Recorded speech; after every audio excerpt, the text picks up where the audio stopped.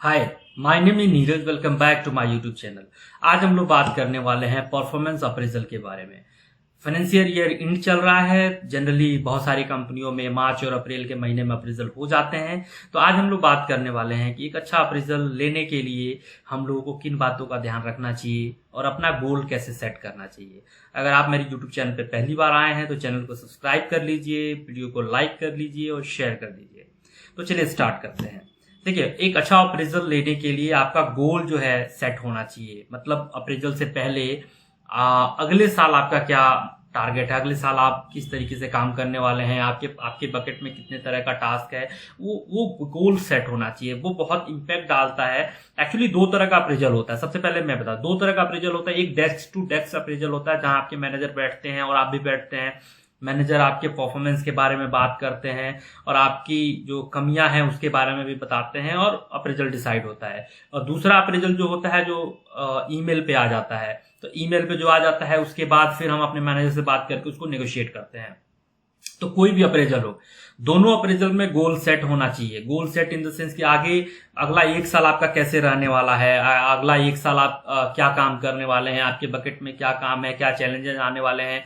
और ये सारी चीजें ना आपके टिप पे होनी चाहिए कि अगर बात हो आप कहीं नोट डाउन कर सकते हैं। इसके बाद जो पिछला फाइनेंशियल ईयर आपने काम किया है ना, उस काम का जो समरी होना चाहिए आपके पास होना चाहिए। जैसे कि मैं बात करूं कि अगर आप सॉफ्टवेयर फील्ड्स में हैं तो आपने कितने प्रोजेक्ट्स पे काम किए, कितने टिकट्स पे काम किए, उस टिकट्स में क्या चैलेंजेस आपने फेस किए, कोई ऐसा काम जो कोई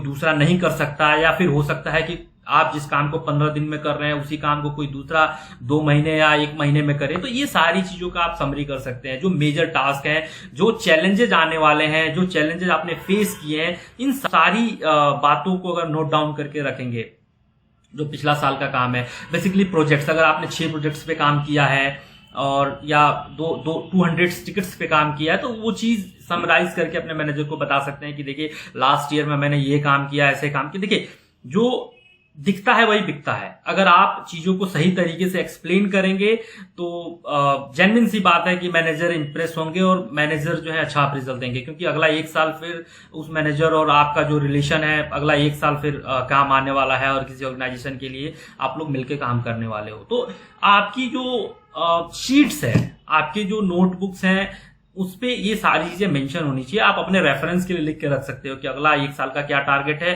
पिछला एक साल में आपने कितने प्रोजेक्ट्स पे काम किया, आपने कितने टिकट्स पे काम किए। इन बातों का ध्यान रखना चाहिए। उसके बाद मान लीजिए कि सबसे इंपॉर्टेंट कि अगर आप किसी क्लाइंट के लिए काम कर रहे हैं तो आप बात कर सकते हैं क्लाइंट से कि क्लाइंट अगर आपको फीडबैक दे दे, टेस्टिमोनियल्स दे दे, तो वो काफी इंपॉर्टेंट होता है किसी डेवलपर के लिए। आप किसी भी डिपार्टमेंट में हो, आप मार्केटिंग में हैं, आप एचआर में है, किसी में एचआर में है, आपने कितना रिक्रूटमेंट किया, इन सब बातों का अगर आप वहां पे जिक्र करते हैं कि आपने 50 रिक्रूटमेंट्स किया है पिछले एक साल में, और उस तरीके से आप अपनी चीजों को समराइज कर सकते हैं। आप मार्केटिंग में है तो आपने कितने सेल्स किए, आपने कितने नए क्लाइंट्स बनाए, आपके क्लाइंट्स की टेस्टिमोनियल्स क्या है, फीडबैक क्या है। तो अगर इस तरह की चीजों को आप समराइज करते हैं, क्लाइंट से टेस्टिमोनियल्स मंगा लेते हैं। आपने अगर 10 क्लाइंट से काम किया, 10 क्लाइंट में मान लीजिए कि 3-4 क्लाइंट्स अगर टेस्टिमोनियल्स नहीं भी देते हैं, अगर 5 क्लाइंट अगर आपको फीडबैक दे देते हैं, तो वो भी काफी इंपॉर्टेंट है। ठीक है, तो इस बातों का आप जिक्र कर सकते हैं। उसके बाद मान लीजिए कि पिछले एक साल में आपने कोई काम किया, आपने कोई अचीवमेंट लिया, जैसे आपको कोई रिवार्ड मिला, आपको कोई रिकॉग्निशन मिला, इस चीज का भी जिक्र आप कर सकते हैं अपने मैनेजर से, या फिर जो भी रिस्पॉन्सिबल है उस अप्रेजल के लिए। तो इन सारी चीजों का ध्यान आप रख सकते हैं। एक अच्छे अप्रेजल के लिए आप अपना गोल, अगला जो फाइनेंशियल ईयर है उसका गोल सेट कर सकते हैं। पिछला फाइनेंशियल ईयर में आपने कितना काम किया, क्या अचीवमेंट्स हैं, क्या रिवार्ड्स हैं, क्लाइंट्स के क्या टेस्टिमोनियल्स है, क्लाइंट के क्या फीडबैक है, ये सारी चीजों को आप डिस्क्राइब कर सकते हैं अपने लैंग्वेज में और बात कर सकते हैं कि आपने अच्छा किया। अब रही बात अप्रेजल किस तरीके का होता है। देखिए, कहीं अप्रेजल ग्रेडिंग में होती है, कहीं अप्रेजल परसेंटेज में होती है। ग्रेडिंग के बेसिस पे परसेंटेज डिफाइन होता है। क्या जैसे बहुत सारे क्वेश्चन आ रहे थे कि अच्छा अप्रेजल क्या होता है, एवरेज अप्रेजल क्या होता है, बेस्ट अप्रेजल क्या होता है। मैं बात करता हूं। देखिए, अगर आपका अप्रेजल 0 से 5% के बीच में है तो इस अप्रेजल को पुअर अप्रेजल कहते हैं। अगर इस क्राइटेरिया में आपका अप्रेजल हो रहा है तो आप ये मान के चलिए कि कंपनी को ऐसा लगता है कि आपके बिना भी कंपनी चल सकती है। ठीक है, अगर आपका अप्रेजल 5 से 15% के बीच में हो रहा है तो एक एवरेज अप्रेजल होता है। मतलब कंपनी चाहती है कि आप रुकें, अगली बार देखा जाएगा, थोड़ा अच्छा कर सकते हैं, मतलब आप एक एवरेज हैं।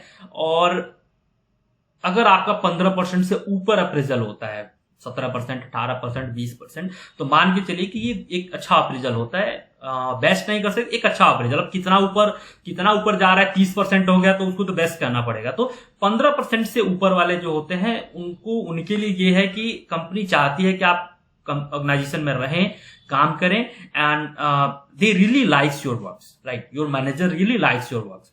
सबसे ज्यादा दिक्कत है जो बीच वाले, एवरेज वाले होते हैं, 0 से 5% वाले, उनके लिए तो क्लियर है कि भाई आप रहो ना रहो कोई फर्क नहीं पड़ता। लेकिन अगर आपका अप्रेजल 5 से 15% के बीच में होता है तो समझ लीजिए कि कंपनी चाहती है कि आप रुकें, काम करें और आगे देखेंगे। तो इस केस में देखिए, अगर आपका अच्छा अप्रेजल नहीं होता है तो बहुत सारे लोग मूव करते हैं, चेंज करते हैं।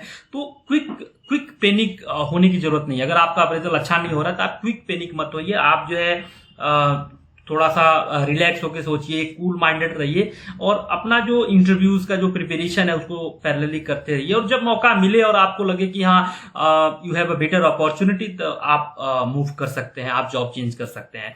तो अप्रेजल अच्छा हो बुरा हो, आपको क्विक पैनिक नहीं करना है। आपको जो है उस अप्रेजल से सीखना है, उससे सबक लेके अपना प्रिपरेशन स्टार्ट करना है और अपने आप को प्रिपेयर करते रहना है। ठीक है, तो अप्रेजल, एक अच्छा अप्रेजल पाने के लिए आपको किन बातों का ख्याल रखना चाहिए उस पर हम लोग बात कर लिए। अप्रेजल किस तरीके से होता है रेटिंग्स में, लाइक जैसे मैंने बताया 0 से 5%, 5 से 15% और एबव 15%। तो एबव 15% वाला बेस्ट होगा, 5 से 15 वाला एवरेज होता है, और 0 से 5% जो होता है समझ लीजिए वो रेड अलर्ट है।